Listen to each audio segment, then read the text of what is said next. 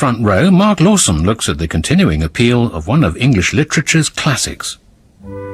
Oh, I read it in school. I think we did it for O-level. And I actually do remember, even though it's supposed to be a girl's book, enjoying it very much the first time. I read it at university. And I suppose that I kind of read it in this very perverted way because I've been reading all this kind of Marxist criticism and stuff, and I'm looking at it from a very different angle. Of course, it's a mum, dad, 5 daughters, all need marrying off. They don't have a lot of money to give them. Very Bollywood, very filmy. Definitely, it's a simple love story when you first appreciate it, the absolute archetypal of meeting, misunderstanding, reconciliation and final bliss. And then as you come to it at different times in your life, you begin to see so many other things in it. Do you know, I kind of empathise with Mrs. Bennet more and more as the years go by, and I think any mother of daughters would feel that they could be occasionally nervous and invariably silly. Anxiety makes us so. I read Pride and Prejudice first when I was asked to adapt it for the BBC, but as one does, they say, will you adapt Pride and Prejudice? And you cry, of course, what a wonderful book. And then you rapidly go home and read it, see whether you think it can be done. But Faye, you were a major literary figure by that time. You'd never read Pride and Prejudice. No, but I think lots of people haven't read Pride and Prejudice, so they know the story quite well. Novelist Faye Weldon on her television adaptation of Pride and Prejudice. That version is one of the reasons that so many people know Austen's 1813 story without even opening the book. And that prologue of praise for Jane also included others who have popularised the novel in different ways. Penny Townsend of the Jane Austen Centre in Bath, Andrew Davies, whose TV version is celebrated for Colin Firth's skinny dipping as Mr. Darcy, Lee Hall, writer of Billy Elliot, who's written a new Hollywood Pride and Prejudice for release next year, and Gurinder Chadha, whose Bride and Prejudice this year relocated to India, the drive to make the Bennet sisters into wives. We must make sure Jaya meets this Mr. Balraj from London before anyone else. All mothers think that any single guy with big bucks must be shopping for a wife. I'm embarrassed to say, but I hope he is. Chadha's Bollywood Austen shows the breadth of appeal of a story that might seem to be about a very narrow section of English society. Even modern 20-something English women, who vaguely remember in a Chardonnay haze having done the book for GCSE, have in fact come much closer to it. Hello, darling. Lovely to see you. Hello, darling. Hello, Dad. How's it going? I wish I was dead. A scene from Beban Kidron's film, Bridget Jones' The Edge of Reason, the second movie based on Helen Fielding's diaries of a single woman's pursuit of the richer, higher class Mr. Darcy, one of the less obvious, but in some ways most faithful nods to Austen's novel. This front row special explores the popularity of a story which makes sense in Hampshire and Mumbai and from the 19th to the 21st centuries, and which this year was chosen by listeners to Woman's Hour on Radio 4 as their favourite book, while also being part of the inspiration for a best-selling novel in the US and the UK, Karen Joy Fowler's The Jane Austen Book Club. But many people come to the story by seeing it rather than reading it. Faye Weldon adapted the novel for television in 1980, Andrew Davies 15 years later, and a further decade on, Lee Hall has written the screenplay for the new movie version. Why does this book have such box office appeal? Because it's a piece of literature that has an almost film-like, play-like form. I mean, it was published in 3 bits. And I think that Austen's interest in drama, you know, she used to write little plays and things like that, has made something which is quite a dramatic story. You know, not huge things don't happen in the outside, but huge things happen on the inside. And I think the nature of that is very contemporary to our concerns of how drama's developed in the late 20th century and now.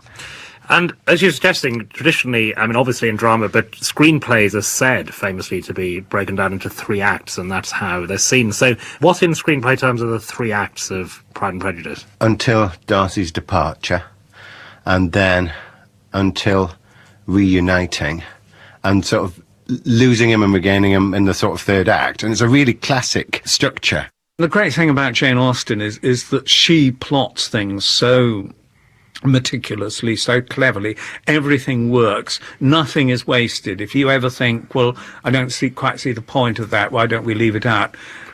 You find a point 2 episodes later, where it was the very important setup for a payoff, so you go back and put it in again. And picking up on that, adapters famously find errors in books or things that simply don't work. Is there anything in Pride and Prejudice that can be regarded as a mistake? I've never found a mistake in Pride and Prejudice or any other novel by Jane Austen, and she is the one exception. Dickens is all over the place. Thackeray is all over the place. Trollope varies from novel to novel. He was notoriously careless and never bothered to go back and correct things. Jane Austen, everything's perfect. If it is a very good, strong book to begin with, it's kind of there for you. I'm a bit frightening, but it's easy because it's 1 page of mine, 1 page of her, because the book was 300 pages long and there were 6 episodes, that's 650. So all I had to do, I reckoned, was 1 page of mine, 1 page of hers. That is not the proper way to proceed. The adaptability of Pride and Prejudice to other media is in one way paradoxical. Austen is an example of the kind of writer who should be hardest to lift from the page. Much of her distinction lies in the style of her narrative voice. So the biggest challenge for dramatists is turning that narrative voice into dialogue. Actually, it's remarkable. You just fed it into the mouths of the sisters, whichever one you thought was most likely to say it.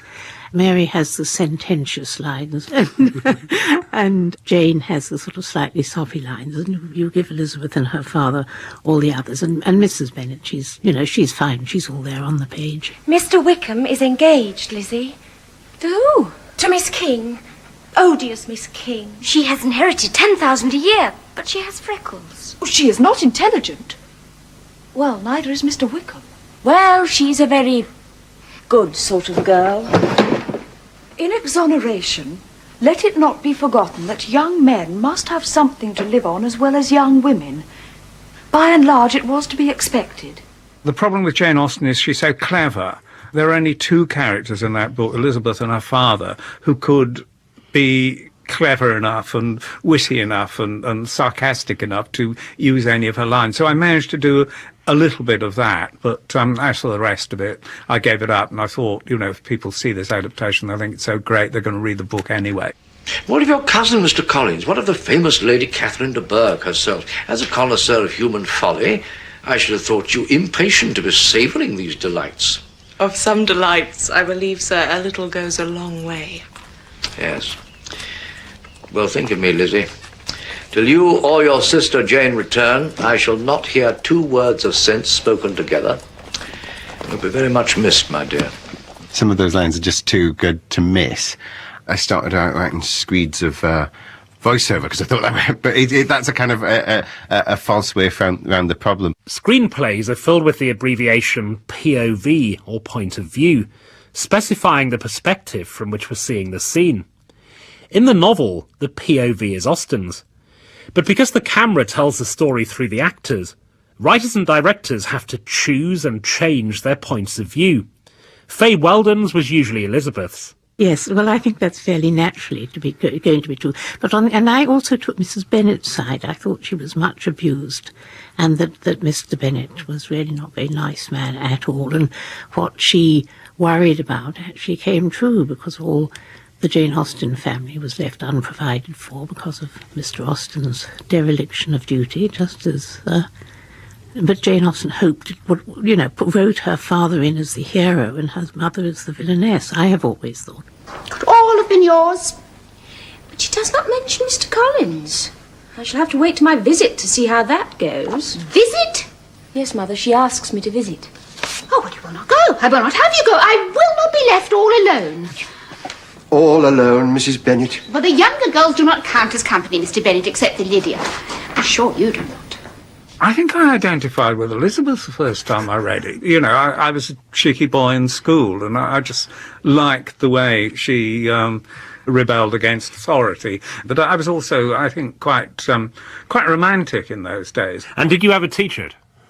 Yes, I did teach it, and eventually formed a theory about it, which is it's the first Darwinian novel, and of course she's pre-Darwin, but it's all about the selfish gene. And if you see it as a novel about Darcy, his brain is telling him he's got to marry the weak, sickly, aristocratic Anderborg, but his loins and his selfish genes are dragging him in the other direction, saying, marry this very, very lively, intelligent, sexy young girl. And it's so that the Darcy stock, you see, will be renewed. So when I was dramatising it, I was trying to do a very pro-Darcy adaptation. The mode of your declaration merely spared me the concern I might have felt in refusing you, had you behaved in a more gentlemanlike manner. Who's there, Fitzroy? Darcy, we've quite despaired of... Is that my nephew? Where have you been? Let him come in and explain himself. No. You'll forgive me. You'll forgive me. Darcy, you're unwell? I'm very well, thank you, but I have a pressing matter of business. You'll forgive me. And that's why you wrote the famous direction for the actors, Darcy has an erection. Yes, that's right. And it's completely involuntary and against all his well-bred instincts and so on. So I was determined to somehow get him out of that tight suit and that top hat and find ways of showing him as a bloke, you know. I was looking on all occasions to try and find plausible occasions where we could see both Darcy and Elizabeth without that full kit on. Because those girls, it was their stock in trade, Elizabeth's wit and the beauty of the pair of them, their physical attributes that were all they had, because they didn't have any money or any big alliances to bring to the aristocratic marriage or anything. I must say, I did appreciate the physicality that they gave to Colin Firth in the role. I also think that they brought out Darcy's capacity for tenderness. And of course it is essentially a story where he may rescue her, but she rescues him right back, just like the end of Pretty Woman, because he's kind of tied up in his own sort of diffidence and circumstances just as much as she is in a way. And he so rightly perceives in the end that he needs her kind of sparkle to bring him out and make him capable of all he's capable of being as well. Although Faye Weldon's series was well received at the time, it was eclipsed by the ratings, reviews and awards given to the later Andrew Davies version. Did she watch it? I watched part of it, but I was so jealous I didn't watch anymore. We are human, you know, we writers, and slightly in competition, but I just thought it was so good. And he took it was so good that you couldn't watch it. What I saw of it was really very good, and he had taken great liberties with it. And I think, you know, seeing it, I could see I could have taken far more liberties than I did, but at the same time that was then and his was 10 years later, and the whole sort of feeling of television was then. You were really meant to represent the book, not create a piece of television in itself, which, asked to do the same thing now, is what you would do. People often say, particularly newspapers, and no one trusts the newspapers, that the Jane Austen Society are very sensitive about the treatment of her books and her reputation. Is that fair? I think it depends on the individual. There are many people who are, but I think there are others who are willing to give credit for very good reinterpretations, even if they may not think they're particularly reverential. Every generation comes to this thing afresh, and you see, you might get people who still, and in fact in the centre we get people who continually ask us for Laurence Olivier and Greer Garson's version. And there, you see, they were showing quite different things and trying to encourage the Americans to come into the war by reminding them of a common heritage and portraying the Bennets as a really close-knit family, all grouped together all the time. Look at them! 5 of them without dowries! What's to become of them? Yes, what is to become of the wretched creatures? Perhaps we should have drowned some of them at birth. Mr. Bennet. I'm glad you didn't drown me, Papa. Much too nice just being alive, even if I never had a husband. Well, I hope Mr. Bingley likes the hat. We are not in the way of knowing what Mr. Bingley likes, since we're not to meet him. Mary, stop pecking. Don't keep on coughing, Kitty. Good heavens. Have a little compassion on my poor nerves. Well, Kitty has no discretion in her coughs. She times them ill. I don't cough for my own amusement, Mamma. And so you see, everybody kind of redefines it in their own different way. I mean, I had a German woman the other day who came in and said, every holiday time my daughter and I We make a cup of tea and we sit down and we watch Pride and Prejudice. Just on this subject, I was rather astonished one day when a young Russian woman was speaking to me, and she said when Pride and Prejudice was shown in Moscow, 150 million people watched it. Marie Flay from the Jane Austen Society in Bath, and Penny Townsend of the Jane Austen Centre. Unlike Andrew Davis and Fay Weldon, Lee Hall has no background in writing, teaching or adapting literary fiction. Until hired to write the new Pride and Prejudice movie, with Keira Knightley as Elizabeth and Matthew Macfadyen as Darcy, Hall's previous territory has been contemporary and working-class characters in the Radio 4 monologues Spoon-Faced Steinberg and the movie Billy Elliot. The director had a very good note when he talked about it when I started working on the script, and said that he really wanted to show how young these people were and what huge the edifices of society which were on their shoulders, and went a long way to explain the rather peculiar behaviour that they demonstrated to each other. And it made a lot of sense to realise that, you know, these girls were kind of late teens, early 20s, and Darcy, being one of the richest men in Britain, is still only 27, and you know that they're not their own men and women. It's obviously class is a question. Is that an issue in adapting it now? I mean, our attitudes to class having changed. The whole world of it is rather unfamiliar to us, but then I thought, well, actually, it's not much different from the pages of Tatler, and the difference between the sort of, you know, the moneyed and the landed and the parvenus, and kind of all of those little things that you see in the bag of Tatler with those pictures of who's saying what at whose party, and the various games of status that go on. And actually, I think it seems that it's very sort of relevant if you can see it, you know, in your local newsagents carrying on right now. This Hollywood Pride and Prejudice, 65 years after the Laurence Olivier Greer Garson film, confirms the appeal of the story in its pure, or relatively pure, form. But cinema paid Austen a more oblique compliment this year. Gurinder Chadha's Bride and Prejudice is simultaneously a homage to Austen and to the Indian genre of lurid romantic musicals known as Bollywood. I'd already had fun with one great British institution in the name of David Beckham, and sort of Indianised him to some degree. And it's interesting in terms of the character types that endure and cross cultures. The two characters who are virtually the same in the two versions are Mr. Darcy and Mr. Bennet, which I suppose is to do with that thing of the put upon father and the handsome suitor. I mean, these are just standard types, aren't they? Darcy, why don't you ask one of Jaya's lovely sisters to dance as well? No. I'm sorry. I can't. I must get back and work. I have a conference call. People say when you adapt a book that you take the original premise and the characters, and then you move away from the book and you start making your own characters live in your own world. But for me, every time we were writing a scene, I wanted to go back to the book, because to make a full-on Bollywood-style movie was not enough. I needed to kind of combine it culturally with another icon. The whole question of marriage is incredibly close, isn't it? Because the system... Yes. In Jane Austen's day and in arranged marriages now is almost the same. It's frightening. But she was also talking about the role of women in society at that time. And frankly, in 200 years, not that much has changed. Certainly in small-town India. One of the interesting parallels is the question of where Mr. Darcy would come from. Now, in this case, and this may be partly for reasons of sales over there, but it's interesting that he's American, Mr. Darcy, but I thought that it actually does work as a satisfying parallel there, because that is the new place, the great new place. Exactly. I didn't want to make him English because I didn't want the comparisons with Colin Firth, of course. And by making Darcy American, suddenly the conflict becomes much more about the first world and the so-called third world. And the fact that America and a lot of Americans see themselves as the premier nation and, you know, the premier citizenship. And hence Colin's, Mr. Coley, we've made from America too, but of course in many ways he's more American than Darcy. But by suddenly making it international, of course, we end up making the film a lot more political. You think this is India?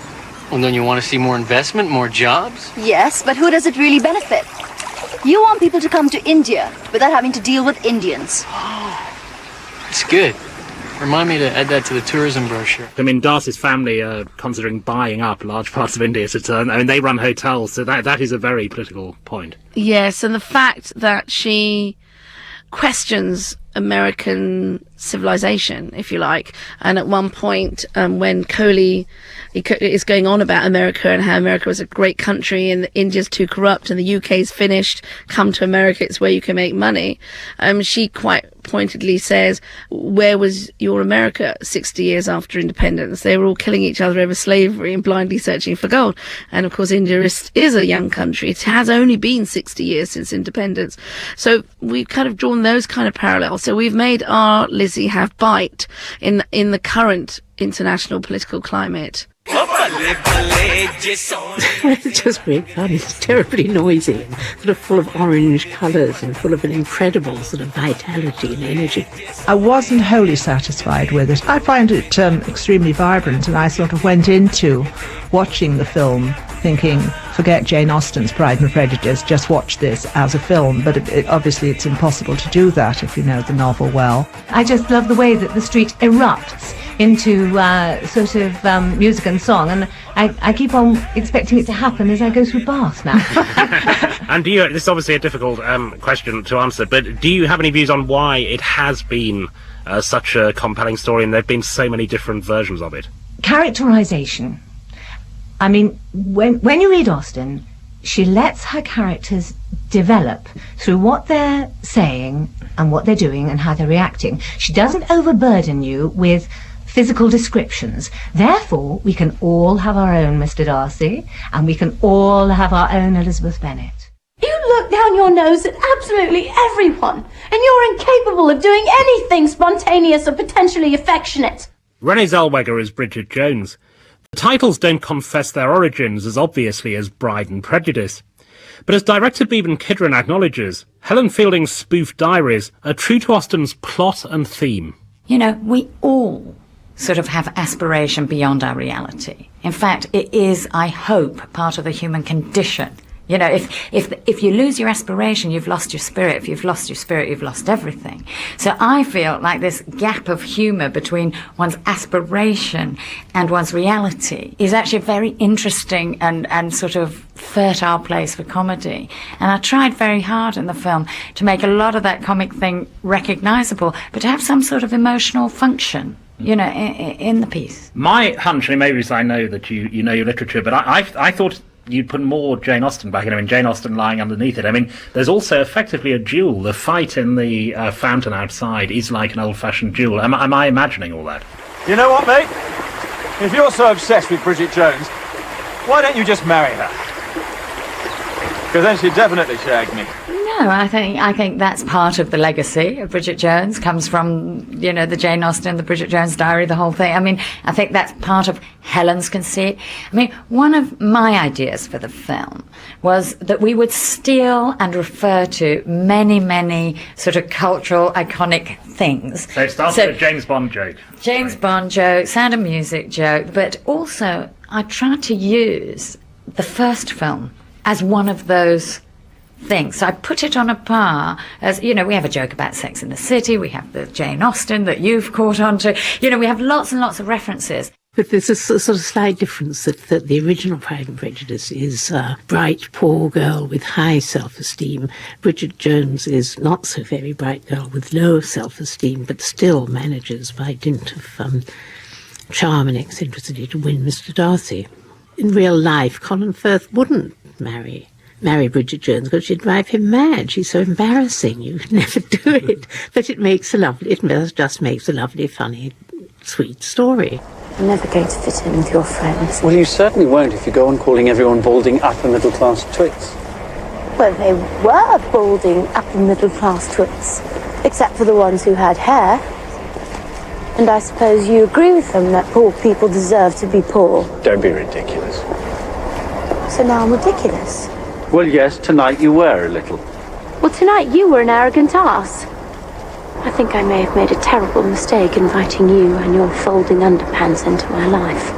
I think I was actually brought in to work on Bridget Jones because of the Pride and Prejudice connection. Andrew Davis was one of the screenwriters on both the Jones movies. One of the things I said to them when I saw the script as it was was this needs to be more like Pride and Prejudice. It needs to be more a definite romantic comedy, and that should be the shape. It's not really about the urban family. It's about, will these two people get together?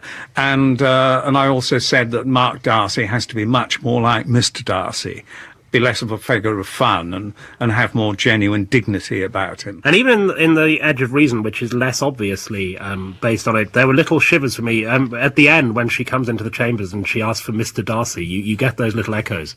Yes, in fact, the book made a number of gestures towards persuasion, which I tried to pick up on, but I think it was felt, that the American Midwestern audience would immediately pick up these subtle references. So in the final version of the film, they'd all disappeared. But perhaps I'll do another version sometime. The other curious thing in The Edge of Reason is that in the book, Colin Firth appears, and she's obsessed with him as Mr. Darcy.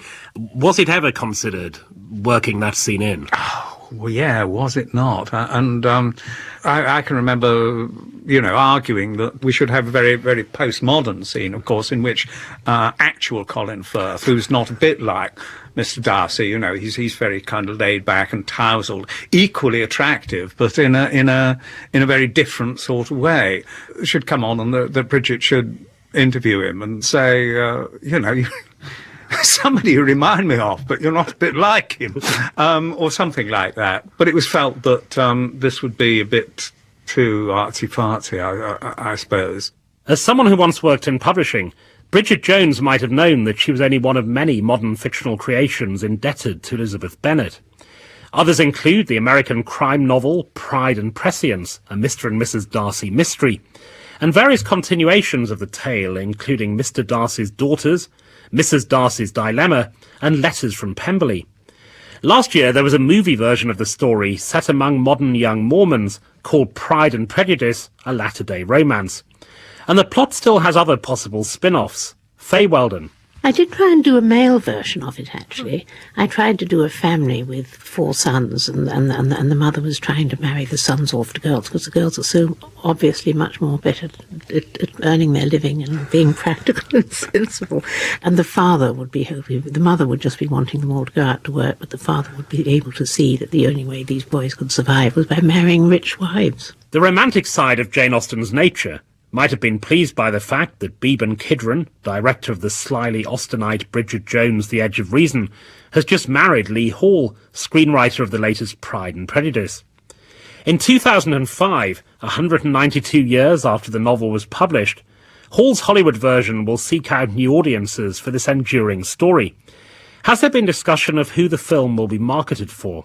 Well, I didn't think about who it would play to, because it seems it is about young people, and it is about love, and that seems to be the central, the core of it, and what you do with your life. And I think that because it's written from the perspective, and the story's told from the perspective of young women, it always has as a novel, and should as a film, speak very directly to the core audience that a lot of Universal Studios wish to speak to across the globe, and I think you can see why you could read it anywhere in the world and understand what the issues are. So, without frightening the Janeites, you've turned it into a teen flick, haven't you? Yes, it is absolutely. It's a teen flick now, definitely. Lee Hall ending that front row special, which was presented by Mark Lawson and produced by Robin Reed.